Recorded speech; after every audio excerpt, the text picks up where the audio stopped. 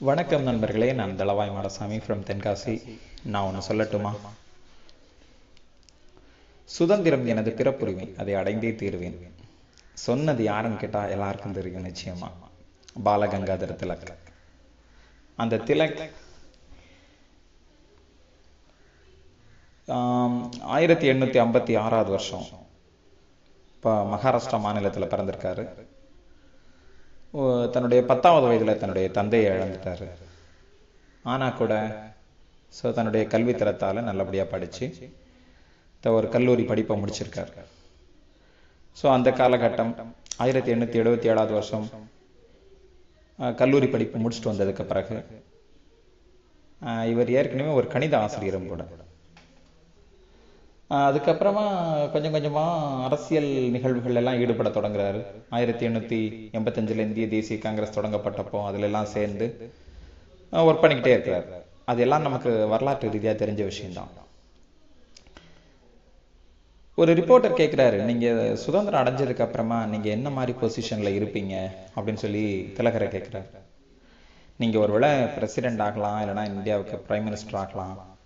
ஏன்னா நீங்கள் அவ்வளோ தூரத்துக்கு சர்வீஸ் பண்ணுறீங்க, உங்களுடைய சேவைக்கு ஏற்ற மாதிரி நீங்கள் என்ன பதவிக்கு போகணும்னு நினைக்கிறீங்க அப்படின்னு கேட்டப்போ திலகர் சொன்னாரா, நான் பிரதமராகவோ அல்லது இந்திய நாட்டுக்கு ஒரு குடியரசுத் தலைவராகவோ நான் மாற விரும்பலை. இந்தியாவுக்கு நான் மறுபடியும் ஒரு டீச்சராக விரும்புகிறேன். உருவாகி இந்த நாட்டுக்கு தேவையான 100 பிரைம் மினிஸ்டரையும் 100 பிரசிடென்ட்டையும் நான் உருவாக்கி கொடுப்பேன் அப்படின்னா. என்ன ஒரு தன்னம்பிக்கை இல்லை? அதுவும் போக டீச்சிங் ப்ரொஃபஷன் அவர் அந்த அளவுக்கு கண்டிப்பாக ஆனர் பண்ணியிருக்காரு. நம்ம பெருமைப்பட வேண்டிய விஷயம். ஒரு முறை விவேகானந்தர் மும்பையில இருந்து புனே அந்த நகரத்துக்கு டிராவல் பண்ணிட்டு இருக்காரு ட்ரெயின்ல. அந்த ட்ரெயின்லயே திலகரும் டிராவல் பண்ணிட்டு இருக்காரு. 2 பேரும் எதிர்பாராத விதமா ஒருத்தருக்கு ஒருத்தர் பேசிக்கிறாங்க.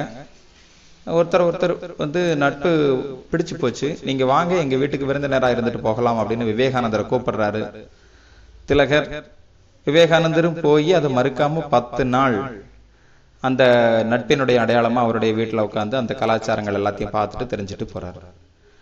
அதுக்கப்புறமா விவேகானந்தர் சிகாகோவில் போயிட்டு உரை நிகழ்த்தி அதுக்கப்புறம் இந்தியா வந்ததுக்கு அப்புறம் அவருடைய போட்டோஸ் எல்லாம் பேப்பர்கள் எல்லாம் வந்ததுக்கு பிறகு திலகர் பார்க்குறாரு, இவர் ஏற்கனவே நம்ம வீட்டில் இருந்தவரா, ஒரு லெட்டர் எழுதி கேட்கலாமேன்னு சொல்லிட்டு பார்த்தா லெட்டர் எழுதி கேட்குறாரு. ஆமாம், அது நான் தான் அப்படின்னு சொன்னதுக்கு அப்புறமா அவரை கல்கத்தாவில் போயிட்டு மீட் பண்ணி அதுக்கப்புறம் அந்த நட்பு நீடிச்சிருந்திருக்கு.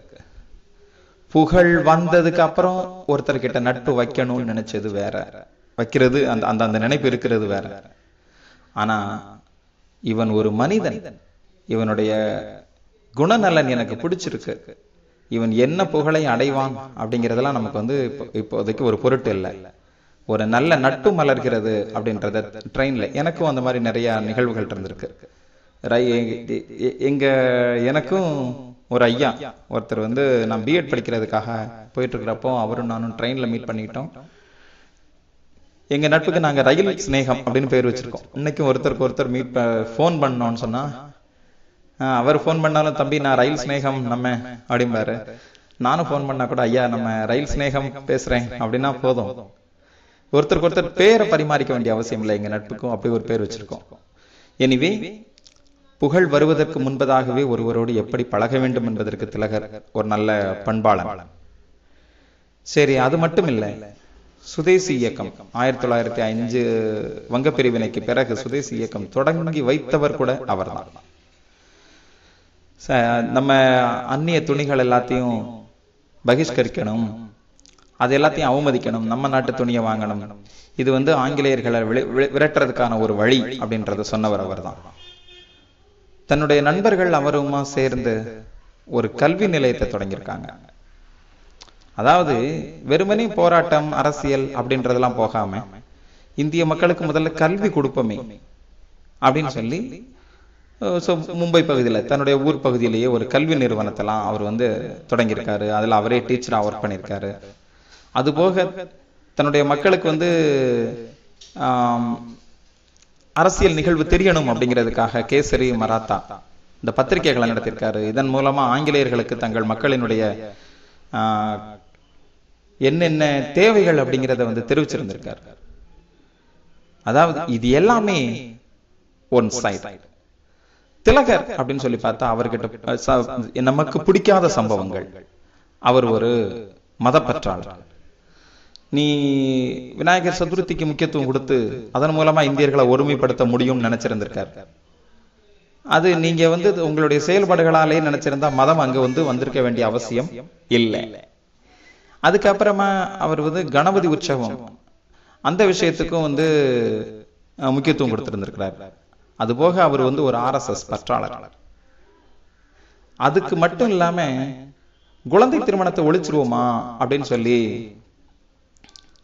கோபாலகிருஷ்ண கோகலே வந்து முயற்சி பண்ணிக்கிட்டு இருக்கிறப்போ திலகர் சொன்னாராம், குழந்தை திருமணத்தை ஒழிக்க வேண்டாம், அது இந்துக்களுடைய கலாச்சாரம். சுதந்திரம் அடைஞ்சதுக்கு பிறகு இந்தியர்களா நினைச்சா அந்த குழந்தை திருமணத்தை வந்து அவங்க வந்து ஒழிச்சுக்கிட்டோம். இப்போ ஆங்கிலேயர்களை வச்சு சட்டம் இயற்றி அதை நம்ம ஒழிக்க வேண்டாம் அப்படின்னு சொல்லியிருந்தாராம். இது எவ்வளவு முட்டாத்தனமான செயல்ன்றதை பார்க்கணும். அவர் எவ்வளவு தூரத்துக்கு கல்வி பற்றாளன், கல்வி ஆரம்பிச்சாரு, டீச்சிங் ப்ரொஃபஷனை வந்து ஆனர் பண்ணினாரு அப்படின்றதெல்லாம் நம்ம வந்து அப்ரிஷியேட் பண்றோம், கண்டிப்பா தெரிஞ்சுக்கிறோம். ஆனா ஒரு குழந்தை திருமணத்தை வந்து ஒழிக்கிறதுக்கு முயற்சி பண்ணிட்டு இருக்கிற டைம்ல அதுக்கு நீங்க வந்து ஆதரிக்காட்டாலும் பரவாயில்ல, எதிர்ப்பாவது சொல்லாம இருந்திருக்கலாம் இல்லையா? எனவே இது மாதிரி குழந்தை திருமணம் ஒழிப்பு பிளஸ் வந்து ஒரு மதன்ற பிசாசு கிட்ட எப்படி திலகரும் வந்து மாட்டிக்கிட்டாருங்கிறது தெரியல. சரி, அவரும் நம்ம வந்து கிட்டத்தட்ட மகாத்மான்னு நினைச்சிருந்தேன் நான் ஒரு காலகட்டத்துல. ஆனா சாதாரண மனிதன் தான் போல மதத்துக்கிட்ட போயிட்டு அவர் மாட்டி இருந்திருக்காருங்கிற விஷயம் தெரியுது. அது மட்டும் இல்லைன்னு சொன்னா உண்மையிலே இன்னும் கொஞ்சம் அவருடைய தேசப்பற்றுன்றது ரொம்ப நல்லா போயிருந்திருக்கும்னு நினைக்கிறேன். அது போக பல சம்பவங்கள் திலகருடைய வாழ்க்கையில நல்ல சம்பவங்கள் தான். ஒரு நல்ல தேசப்பற்றாளன், இளைஞர்களுக்கு ஒரு நல்ல வழிகாட்டியா இருந்திருக்காரு.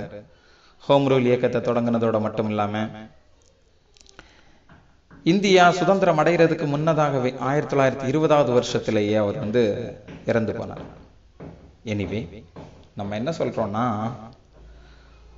ஒரு மனிதன் அப்படின்னு சொல்லி பார்க்கும்போது அவருடைய பாசிட்டிவ் நெகட்டிவ் ரெண்டையும் நம்ம வச்சு பார்க்கலாம். ஏறத்தாழ நான் யோசிக்கிறது ஒரு 80% அவர்கிட்ட பாசிட்டிவான விஷயங்கள் இருக்கு, 20% நெகட்டிவான விஷயங்கள் இருக்கு. அதை நம்ம தூர எடுத்துடலாம். ஒரு ஊறுகாவே சாப்பிட்றோம்னா கூட சீடு இருக்கு இல்லையா, அந்த சீடை யாரும் சாப்பிட்றது இல்லை. ஊறுகாவே நம்ம அதிகமா எடுத்துக்க மாட்டோம் தான் அது உரைக்கும்ன்றதுக்காக. ஆனா கூட அதுல விதையை நம்ம ஒதுக்குறது இல்லையா? அது மாதிரி திலகரினுடைய வாழ்க்கையில இருந்து பாசிட்டிவான விஷயங்களை நம்ம எடுத்துக்குவோம், நெகட்டிவான விஷயங்களை தூர நம்ம அவாய்ட் பண்ணிடலாம்னு நினைக்கிறேன். நன்றி நண்பர்களே.